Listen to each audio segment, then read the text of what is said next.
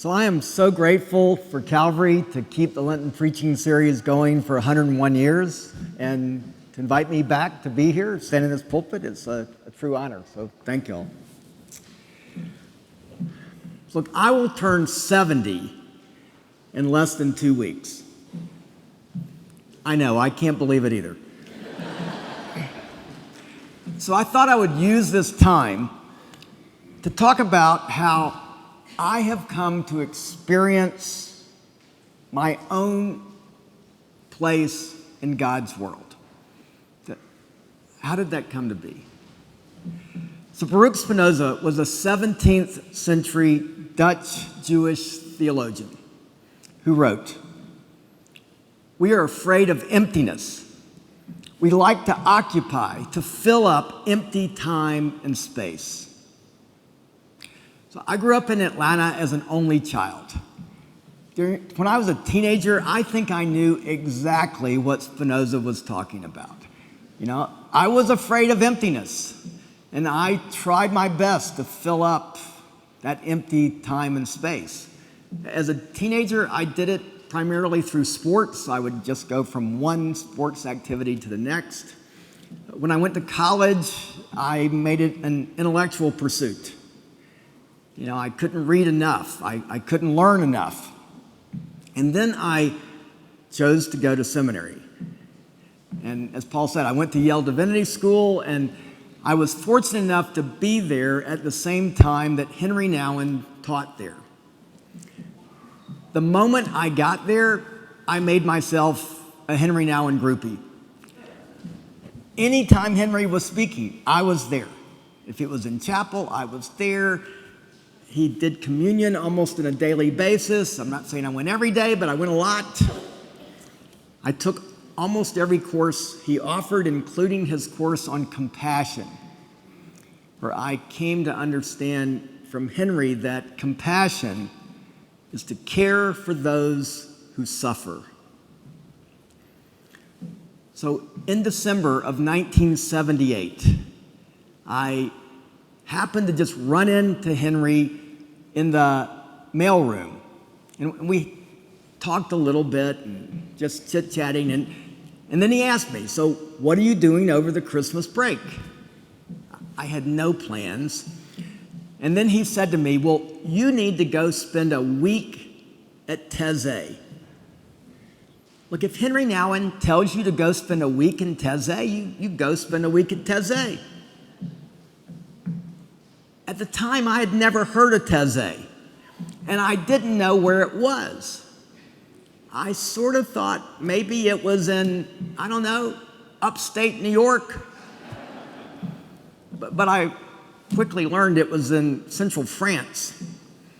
So I had to get out my piggy bank, pull out every penny I had to buy a plane ticket to get there. I had to call to let them know I was coming. Little small problem. I should have thought about this, but in Taizé they speak French. I don't.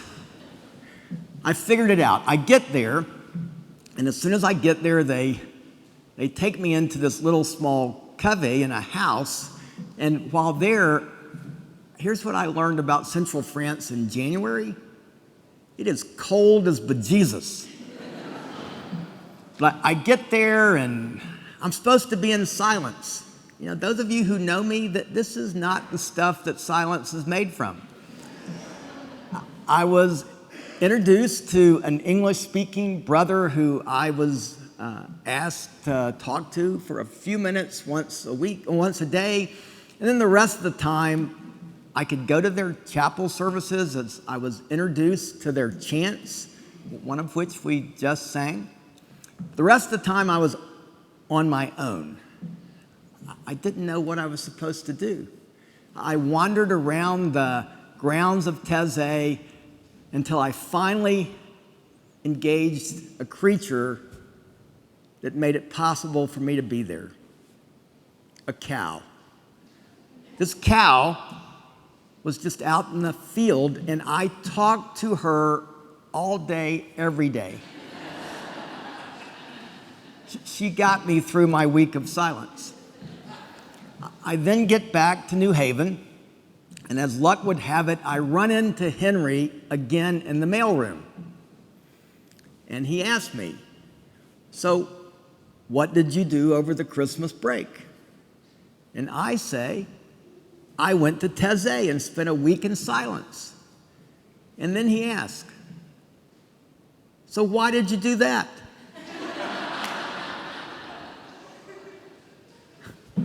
So look, if you've ever been to my office at Church Health at Crosstown, if you look over the sofa, you will see that I have a painting that hangs there.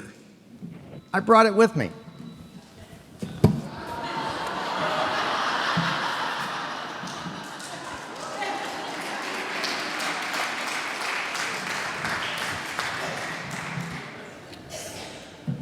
This is my cow.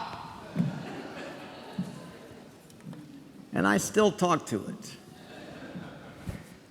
And it reminds me that there is not just one way to make our way to God.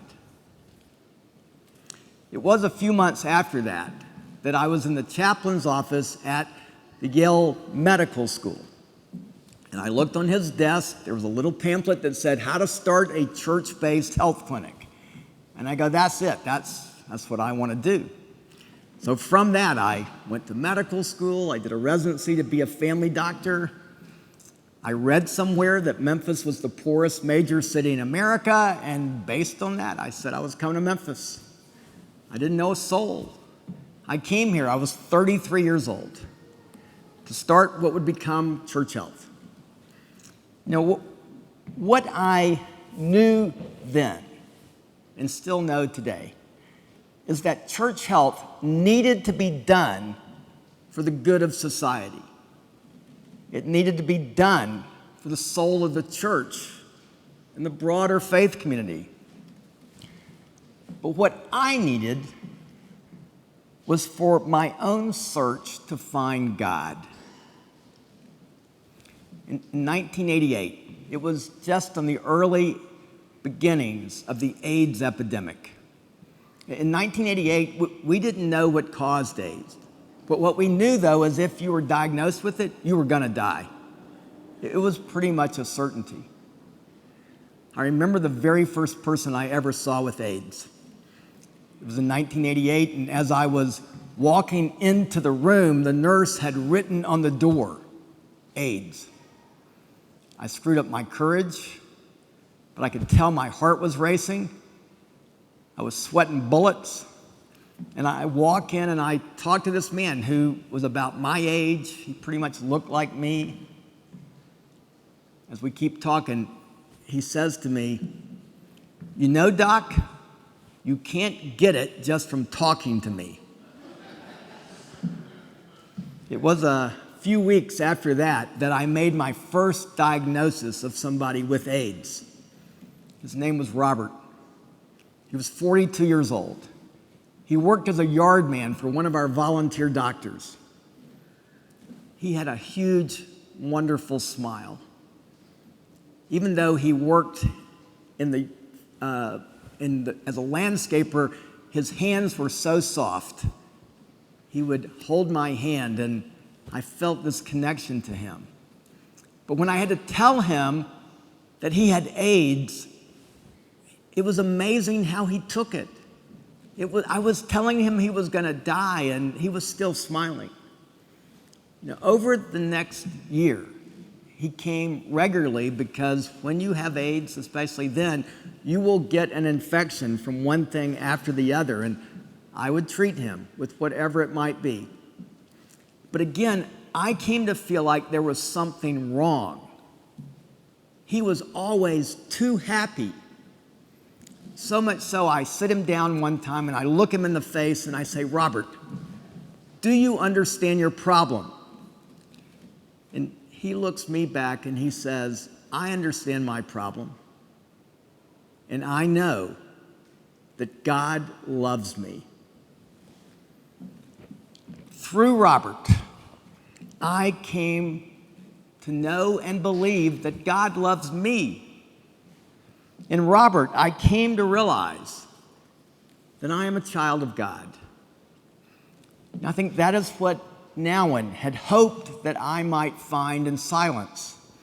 But I found it in the work born of compassion to care for those who suffer. Still, there remained in me the need to understand how I was to live my life every day. So Church Health begins in 1987 in one little small house in the corner of Peabody and Bellevue. We grow into 13 buildings. We saw 12 patients the first day. Today, we care for over 80,000 people who depend on Church Health for their health care. On July 8th, 2011, a young art historian, Todd Richardson, sitting in the back there, came to talk to me about the idea that he and his artist friends had of turning this building, built in 1927, that had been abandoned since 1992. It'd gotten to be where it was surrounded in barbed wire. There were 3,200 windows. Every last one was broken. Why would gangs write anything else on the building? What more was there to say? He and his artist friends thought, this is the perfect building to repurpose, to build what he was referring to then and we refer to now as a vertical urban village built around health, education, and the arts. Who wouldn't want to invest in that? All he wanted from Church Health was for us to have a little small 3,000-foot clinic. But what I said to Todd is, well, what if we move in there with you? So I married one crazy idea with another crazy idea, and then together, not just us, but so many others, we built what now has 52 entities that call the place home, 265 apartments. They're all rented.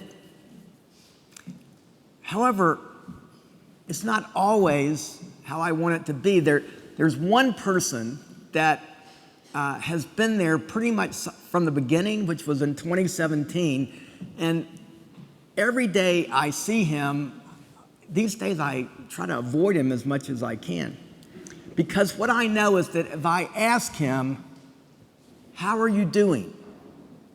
What he will say to me is, it's just another day in paradise.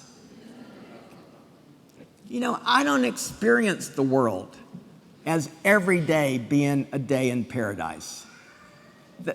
It's more complicated than that. And I think that attitude is what turns many people off from church.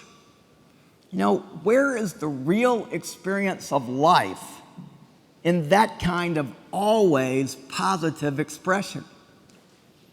When the pandemic happened, I think many churches came to realize that there is a hollowness in such a message.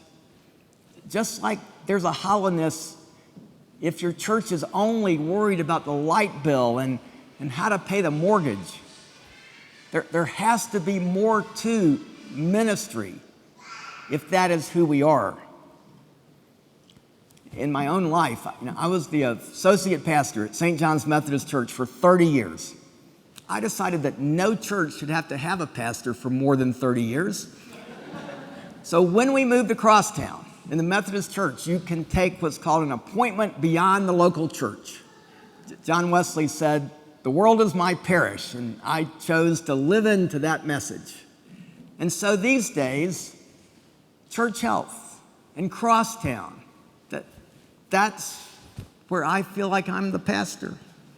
And I've come to feel like the community that gets expressed there connects me to God in very powerful ways.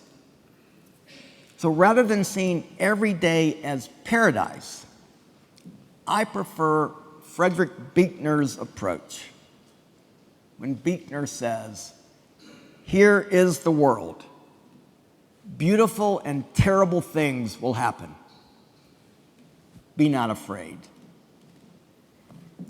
There will always be challenges in life. The question is, how do we approach what stands before us?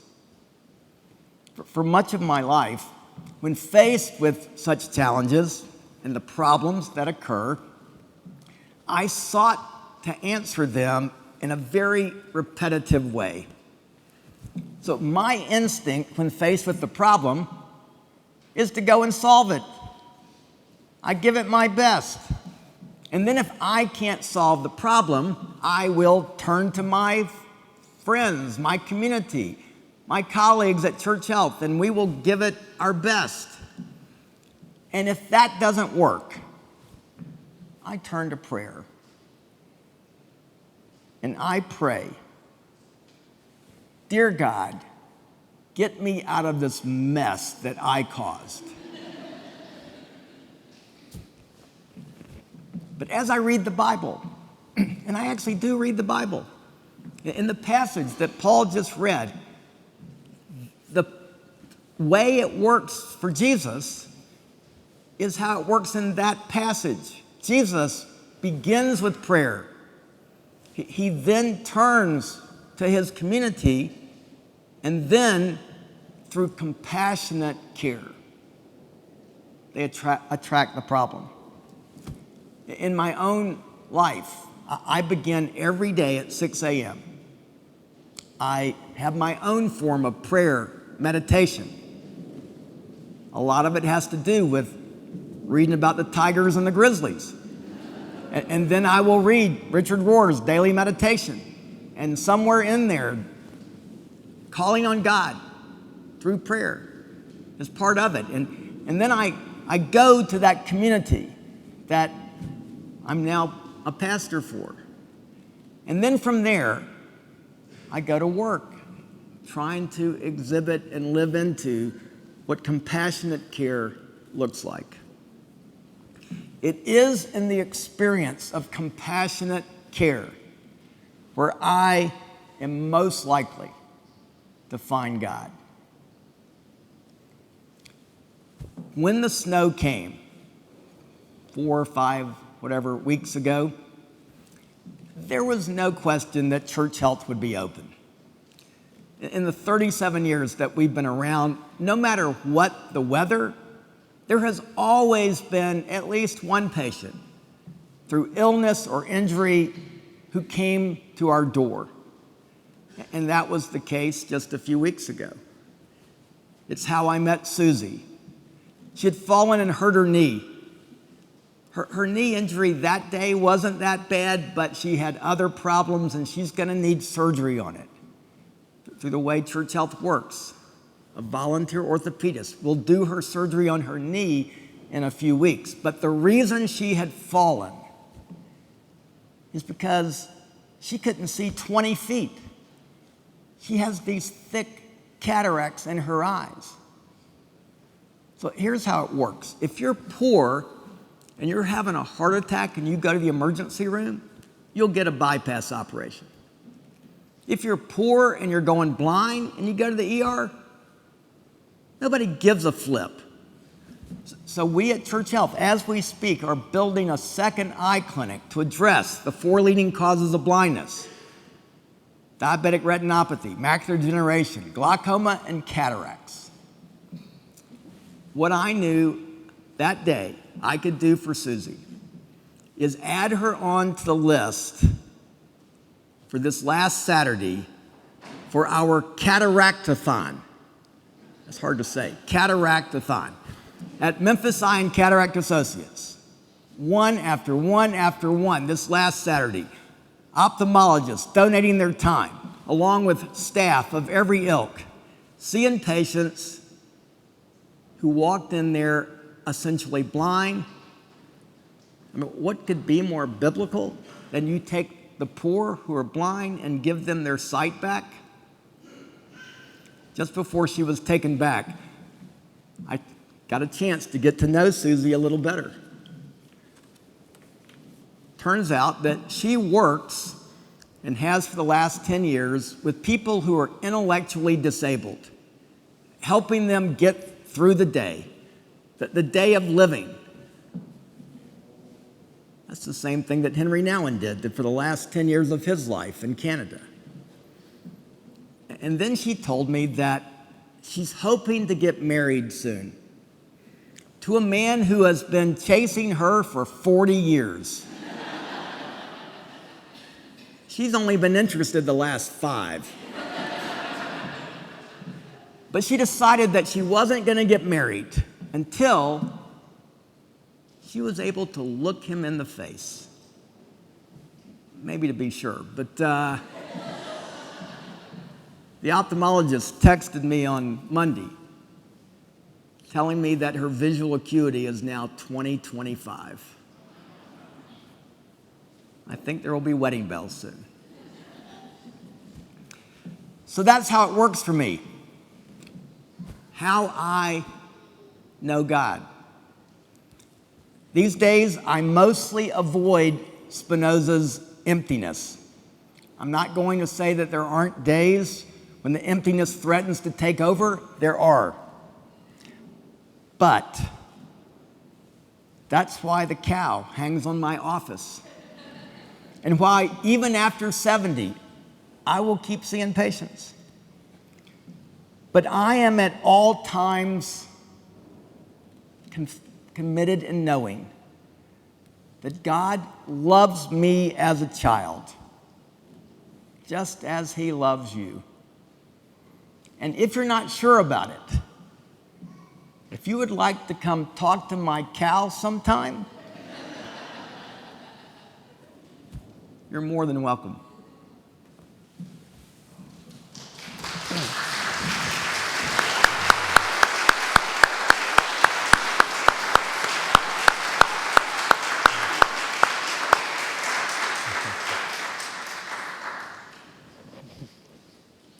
Thank you, Scott. Scott will be at our front steps to greet you as you go.